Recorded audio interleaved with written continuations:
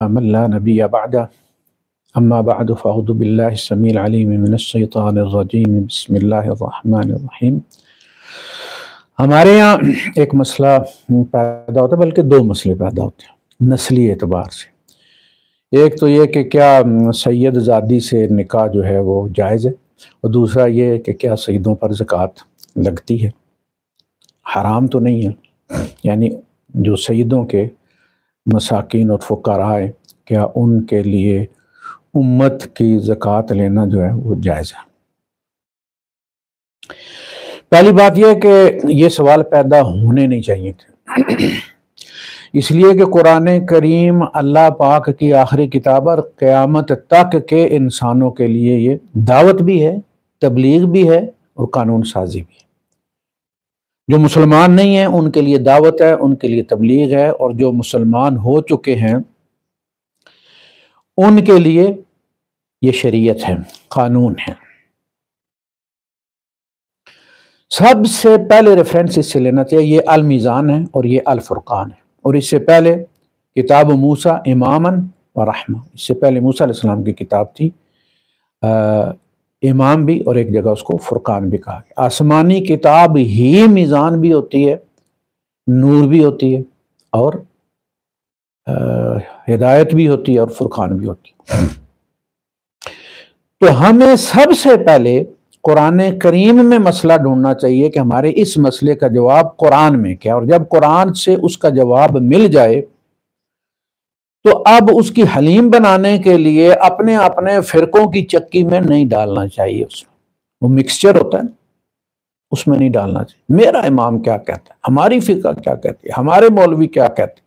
بھئی یہ لوگ، کوئی ایسی کونسل ہے، کوئی ایسی کانگریس ہے، کوئی ایسی اسمبلی ہے کہ جس سے اپروو کروا کے یہ اللہ کا حکم ماننا ہے، تبھی وہ مانا جائے گا، اور اگر یہ لوگ اس کو رد کر دیں، ویٹو کر دیں، تو اللہ کا حکم جو ہے وہ سسپینڈ ہو جائے گا۔ میں یہ کہتا ہوں کہ قرآن حکیم سے ریفرنس مل جانے کے بعد اپنے فرقوں کے ائمہ اور ان کے مولویوں کے پاس اس کو لے جانا اور ان سے پوچھنا، یہ قرآن حکیم کی جو ہے وہ سمجھ لیں کہ توہین ہے، انسلٹ ہے، توہین عدالت ہے۔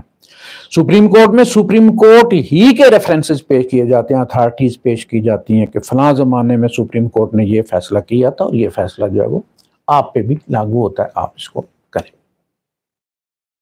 کتاب اللہ سے اگر کوئی چیز ملی ہے، اور کتاب اللہ سے ہی آپ کو اگر مزید کچھ چاہیے، تفصیل جاننی ہے، تو قرآن کریم میں ہی دوسری جگہ دیکھا جائے گا کہ وہ اس کی تفصیل کیا بیان کرتا ہے۔ القرآن یفصل بعضہ بعضا، قرآن کریم ہی اپنے احکامات کی دوسری جگہ تفصیل بیان کر دیتا ہے، وہ وہاں پہ کوئی تکرار نہیں ہے، وہ ریپیٹ نہیں ہوا، وہ تفصیل بیان کر رہا ہے۔ تو سب سے پہلے جہاں نکاح کا ذکر ہے، جو ہم مسئلہ پوچھتے ہیں، ہم جا کے اس سیکشن میں دیکھیں گے نا نکاح کا مسئلہ کہ ہوتا ہے یا نہیں ہوتا، تو ہم سب سے پہلے یہ دیکھیں گے نکاح کے بارے میں احکامات کہاں پر ہیں۔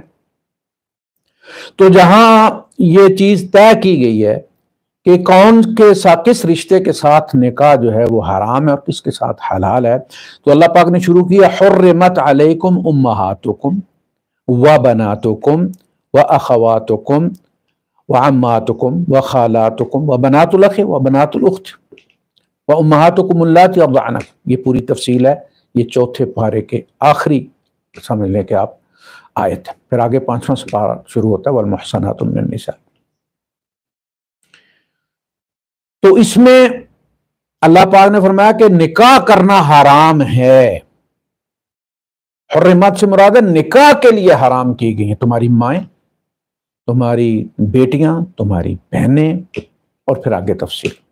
اس تفصیل میں آپ قرآن کھولیں، اپنے گھر میں رکھا ہوا ہے، اگر ریفرنس کے لیے نہیں رکھا ہوا تو پھر فائدہ کیا ہے؟ تبرک کے لیے رکھا ہوا۔ تبرک وہاں ہوگا جہاں اللہ کی کتاب پر عمل ہوگا، زندگیوں میں بھی برکت آئے گی، معاملات میں بھی برکت آئے گی، گھر میں بھی برکت آئے گی۔ تو اس میں دیکھ لیں، کہیں سید زادی ہے، کہیں بھی نہیں ہے۔ تحریم کی لسٹ میں سید زادی شامل نہیں، سید زادی سے نکاح نہیں ہو سکتا۔ شادی شدہ عورت سے نکاح جو ہے وہ حرام ہے، آگے 5واں پارہ شروع، المحصنات من النساء، وہ عورتیں جن کی شادی ہو چکی ہے شادی، اس میں پھر اللہ پاک نے اس کو اینڈ کیسے دیا ہے؟ وَأُحِلَّ لَكُم مَّا وَرَاءَ ذَلِكُمْ، وَأُحِلَّ لَكُم، اور تمہارے لیے حلال کر دیا گیا ہے، مَا وَرَاءَ ذَلِكَ، اس لسٹ کے بعد ہر رشتے کے ساتھ تمہارا نکاح حلال ہے۔ اب بتائیے یہ بات کہہ دینے کے بعد ان کے ساتھ یہ تحریم کی لسٹ ہے، ان رشتوں کے ساتھ نکاح حرام ہے، اس کے بعد تمہارے لیے حلال کر دیا گیا ہر رشتہ اور ہر نسل، بات ختم ہو گئی۔ 2 آیتیں یہ فیصلہ کر دیتی۔ پھر نسب کے لحاظ سے وہ کہتے ہیں ہم کف، آدم کی ساری اولاد ہم کف ہے۔ دیکھا یہ جائے گا کہ لڑکی ڈبل ایم اے کیا ہوا، اس نے پی ایچ ڈی کیا ہوا، لڑکا آپ نے اٹھا کے اس کو وہ سائیکلیں پنکچر لگاتا ہے، وہ آپ نے اس کے ساتھ رشتہ کر دیا ہے، تو وہ اگر سید زادی اور یہ سید ہے تو بھی نکاح ہم کف نہیں ہے، سوشل سٹیٹس ہم کف نہیں ہے، ایجوکیشنل سٹیٹس ہم کف نہیں ہے، یہ دیکھنے ہیں۔ لڑکی باپ کے گھر میں جو منہ سے چاہتی ہے مانگتی ہے اسے ملتا ہے، وہ جیسے کہتے ہیں نا ہمارے یہاں مثال دیتے ہیں چڑیا کا دودھ بھی مانگے تو کہیں نہ کہیں سے ارینج کر دیتے ہیں اس کے لیے، اتنی لاڈلی ہے۔ جس کے ساتھ آپ رشتہ کرنا چاہتے ہیں وہ تو اس کے لیے ڈیل نہیں منگا سکتا، پیزا نہیں منگا سکتا، اس کو پاس 2 وقت کی روٹی کے پیسے پورے نہیں ہیں، وہ اگر اس کے چچا کا بیٹا بھی ہے تو ہم کفو نہیں ہے، ہم کفو یہاں، یہ میدان ہے اس کا، سوشل سٹیٹس دیکھنا ہے، فائنینشل سٹیٹس دیکھنا ہے اس کا، ایجوکیشنل سٹیٹس اس کا دیکھنا اور ہیلتھ کے لحاظ سے دیکھنا، یہ بھی ہم کفر میں ہے۔ باقی سارے رشتے، نسب سارے ہم آدم کی اولاد ہیں، آدم علیہ السلام کا کوئی بھائی نہیں تھا کہ ہم یہ کہیں کہ ہم آدم علیہ السلام کے بھائی کی اولاد ہیں اور وہ آدم علیہ السلام کی اولاد ہے۔ یا ایھا الناس انا خلقناکم من ذکر و انثی، اے نوع انسانیت، اس میں سید بھی مخاطب ہے اگر وہ انسان ہے۔ اگر آپ انہیں انسان نہیں سمجھتے، انسانوں سے اوپر کی کوئی مخلوق سمجھتے ہیں تو پھر الگ بات ہے۔ اے نوع انسانیت، انا خلقناکم من ذکر و انثی، ہم نے تمہیں ایک مذکر اور ایک مؤنث سے پیدا کیا، ایک میل اور ایک فیمیل سے پیدا کیا۔ وجعلناکم شعوبا وقبائل، اور ہم نے تمہیں شعوب اور قبائل جو ہے وہ بنایا ہے، قبیلے اور کنبے بنایا ہے، تو اس لیے بنایا ہے لتعارف، تاکہ تعارف میں آسانی رہے، ایک ہی نام کے 2 4 10 بندے ہیں تو پتہ چلے یہ کس کی بات ہو رہی ہے، قوم اور قبیلہ اس کو ڈیفائن کر دے گا کہ یہ فاں ابو بکر صدیق رضی اللہ عنہ، ابو بکر نام کے بہت سارے لوگ تھے،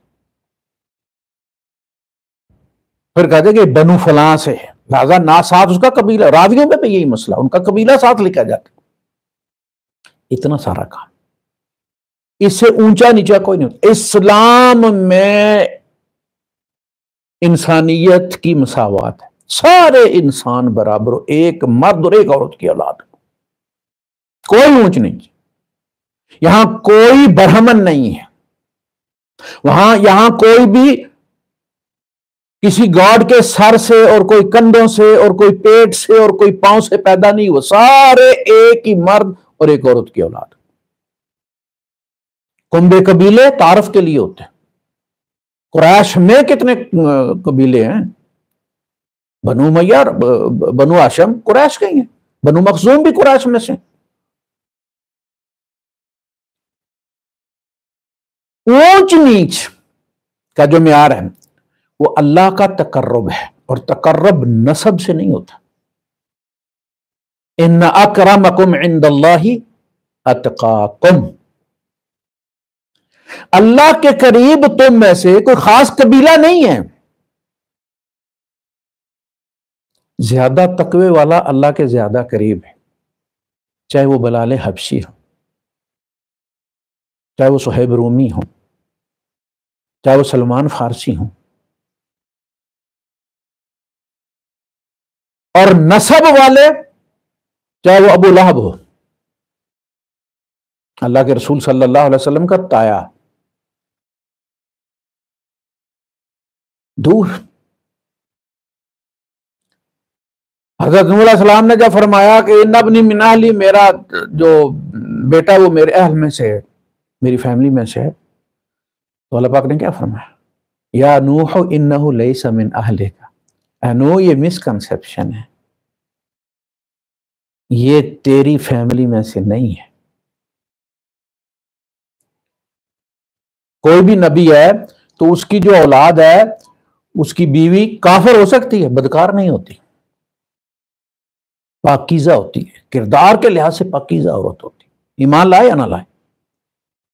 کیوں فرمایا لیسا من اہلک، یہ تیری فیملی میں سے نہیں، کسی اور کا بچہ ہے؟ نہیں، آگے اللہ پاک نے کلیئر کر دیا، انہ عمل غیر صالح، اس کے عمل تیرے جیسے نہیں، غیر صالح، اس کے کرتوت ٹھیک نہیں ہے۔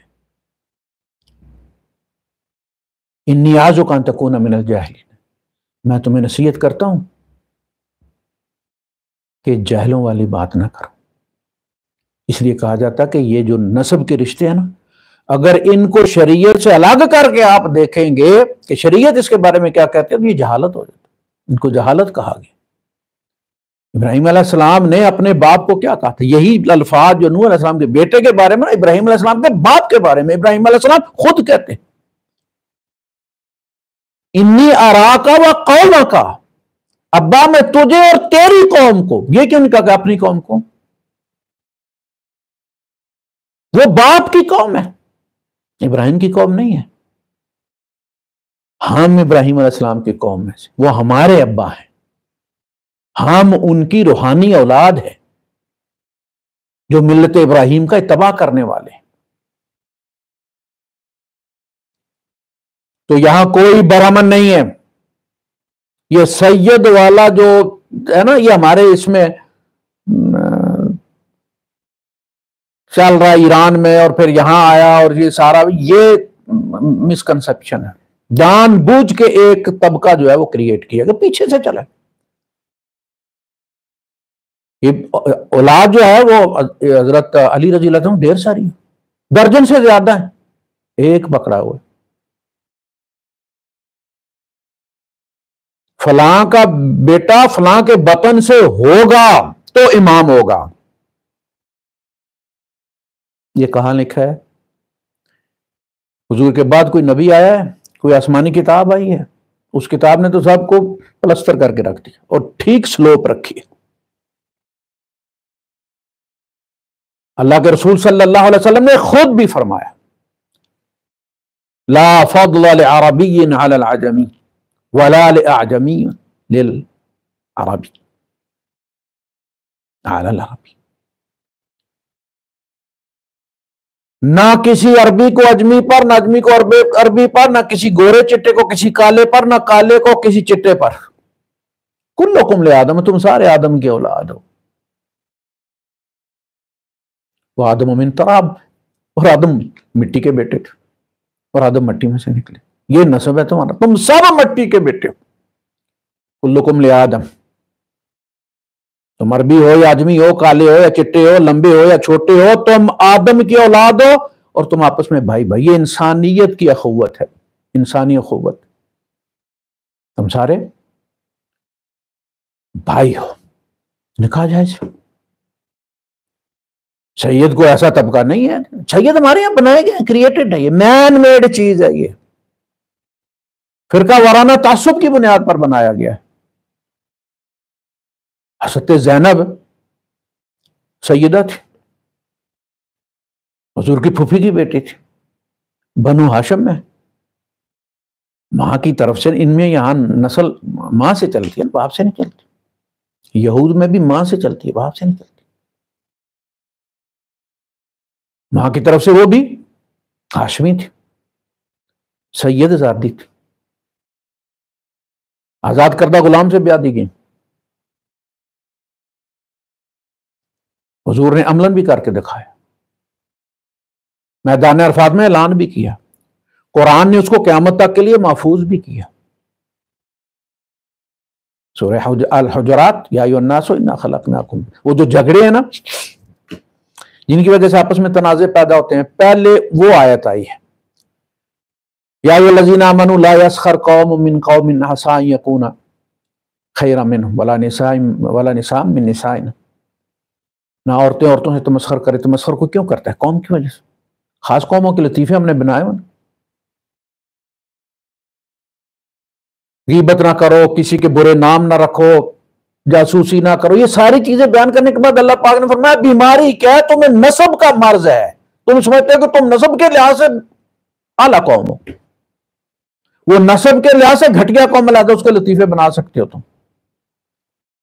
پہلے مرض بیان کیا، یہ سمپٹمز ہیں، یہ سائنز ہیں، یہ تمہارا مرض ہے اور یہ اس کا علاج ہے۔ لوگو، نسب کی بنیاد پر لطیفے نہ بناؤ، کسی کو کم تر مت سمجھو۔ انا خلقناکم من ذکر و انثی، ایک مرد اور ایک عورت کے ازدواج کا تم تحفہ ہو، تم شجرہ ہو، سب وہیں سے پیدا ہوئے ہو، کوئی بھی ماں کی ران سے پیدا نہیں ہوا، وہیں سے پیدا ہوئے، اسی پروسیس سے پیدا ہوئے جس سے انسان پیدا ہوتے ہیں۔ یہ بھی ہے، ہمارے امام تو جی وہ پلیت جگہ جاتے ہی نہیں، وہ ران سے پیدا ہوتے۔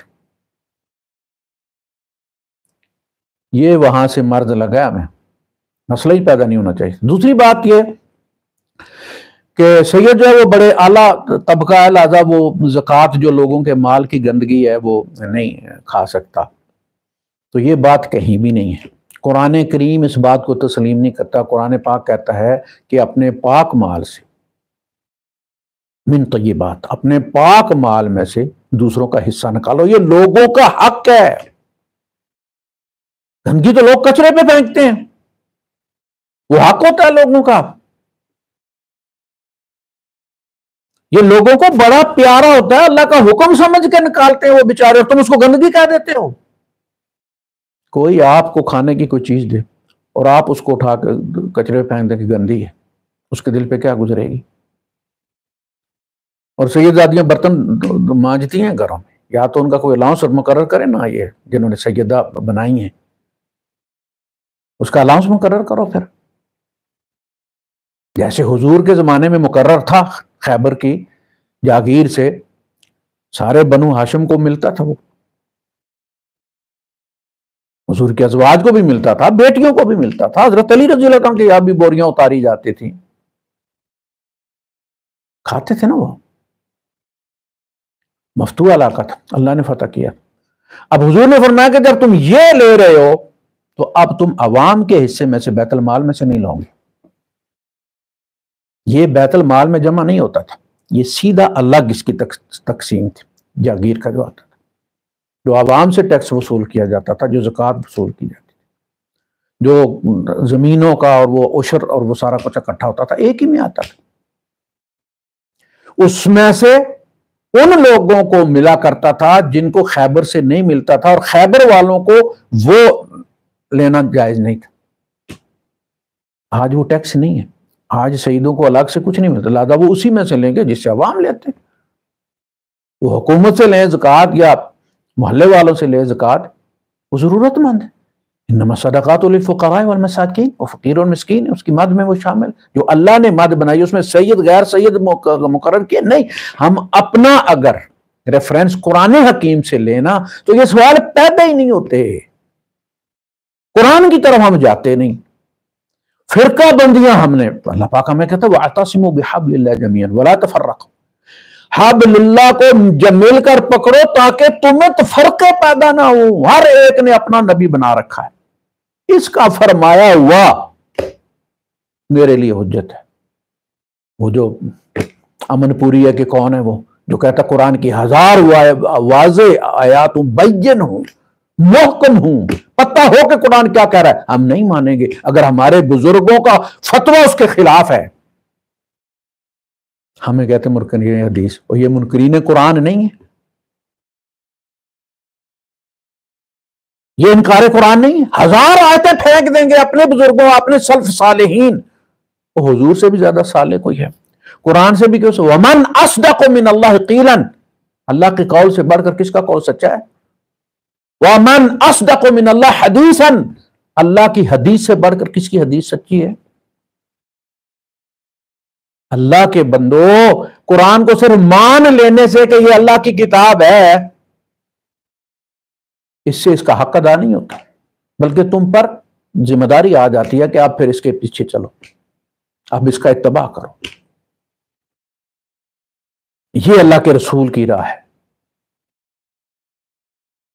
اللہ کے رسول جس چیز سے ڈرتے تھے، قُلْ إِنِّي أَخَافُ إِنْ عَصَيْتُ رَبِّي، اگر میں اپنے رب کا کوئی حکم اس کی نافرمانی کروں، یعنی قرآن کی نافرمانی کروں، یہ پوری 2 آیتیں قرآن کے بارے میں آئی،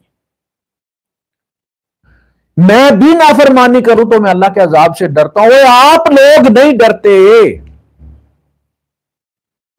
یہ مولوی نہیں ڈرتے، یہ فرقے کے جو سربراہان بنے ہوئے ہیں، قسم قسم کے جبے ان کی نشاندہی کرتے ہیں، جب یہ جا کے کہیں کسی پارلیمنٹ میں کہ ان کو بلایا جاتا ہے اعزازی طور پر، تمام جو ہے جی فقہا اور تمام اس کو مشائخ کو بلائے گا تو ہر ایک کی وہ یونیفارم بتاتی ہے، یہ فلاں فرقے کا، یہ فلاں فرقے کا، یہ فلاں فرقے کا۔ حضور کے یہاں یہ لباسوں کی وجہ سے کوئی تعین نہیں ہوتا تھا، حضور کے یہاں وہ بھی تھے کہ جو ایک لنگوٹی ہوتی تھی، شہید ہو گئے تو سر کی طرف کرتے تھے تو پاؤں ننگے ہو جاتے تھے، پاؤں کی طرف کرتے تھے تو سطر ڈھانپنا مشکل تھا۔ تو ریفرنس قرآن کو پکڑو گے تو یہ سوال پیدا ہی نہیں ہوں گے، اور پیدا ہو گئے تو قرآن سے جا کے فتویٰ لو گے تو مسئلہ تمہارا حل ہو جائے گا۔ قرآن کیا کہتا ہے؟ جو مولوی قرآن سے ریفرنس دے وہ حق بیان کرے گا۔ اللہ کے رسول صلی اللہ علیہ وسلم نے اپنے خطبہ تبوک میں فرمایا، جس نے قرآن کے ریفرنس سے کہا اس نے سچ کہا، اور جس نے قرآن کے باہر ہدایت ڈھونڈی اضلہ اللہ، اللہ پاک اس کو گمراہ کر دے گا، اور ہم گمراہ ہوئے ہیں۔ اور یہ جتنے بھی ائمہ تھے یہ اپنے زمانے میں مولوی تھے، بعد کے لوگوں نے ان کو امام قرار دیا، انہوں نے اپنے آپ کو امام نہیں کہا۔ ایون کہ امام بخاری نے بھی اپنے نام کے ساتھ امام نہیں لکھا، یہ تم لقب دیتے ہو۔ جس طرح ہندو پہلے بناتے نا بت، پھر اس سے پوجا کرتے، تم خود ان کو بناتے ہو، نبی سے بالا تر بنا دیتے ہو، اور پھر ان سے جا کے مانگتے ہو۔ قرآن سے نہیں مانگتے، اس سے نہیں پوچھتے، جب تک یہ آپ جو ہے وہ درست نہیں کریں گے۔ وہ شاعر کہتا نا کہ خشت اول چون حد معمار کج، پہلی اینٹ اگر مستری تو نے ٹیڑھی رکھ دی ہے نا، تا سوریا میرا و دیوار کج، پھر تو اس کو عرش تک بھی بلند کر لے، دیوار ٹیڑھی رہے گی۔ رجوع الی القرآن، قرآن سے ریفرنس ہو، قرآن کو سپریم مانو، قرآن کا فیصلہ آ جائے، کسی شک شبے کے بغیر سر تسلیم خم کرو۔ اور وہ بت یہ امام جو تم نے رکھے ہوئے نا بغلوں میں، نماز میں بھی کھڑے ہوتے تو ان بتوں کو چھوڑ دو۔ امام وہاں بولے گا نا جہاں قرآن نہیں ہے، اور قرآن کی موجودگی میں، اس کے حکم کی موجودگی میں کوئی امام بول سکتا ہے؟ ان اماموں سے پہلے جو لوگ مر گئے ہیں وہ جنت میں نہیں گئے اس لیے کہ وہ حنفی نہیں تھے، وہ شافعی نہیں تھے۔ امام ابو حنیفہ وہاں بولے گا جہاں نہ قرآن بولے گی، نہ سنت ہوگی، کچھ نہیں ہوگی، تب وہ آپ کو کہیں گے کہ اس گلی میں چلے جاؤ بھائی۔ اور یہ میرا گمان ہے، یہ میرا گمان ہے، یہ قرآن نہیں ہے۔ 5 سال 10 سال بعد وہ بندے آئے، پلٹ کے پتہ چلا امام ابو حنیفہ نے فلاں رائے سے رجوع کر لی ہے۔ انہوں نے کہا اللہ کے بندے تو نے ہمارے ساتھ کیا کیا ہے؟ طلاقیں ہو گئی، نئے نکاح ہو گئے، آگے اولادیں ہو گئی، جائیدادیں تقسیم ہو گئی، تو مزے سے کہہ دیتا کہ میں نے رجوع کر لیا، اور ان کا کیا ہوگا؟ تو قرآن کی طرف پلٹیں۔ وآخر دعوانا الحمدللہ رب العالمین۔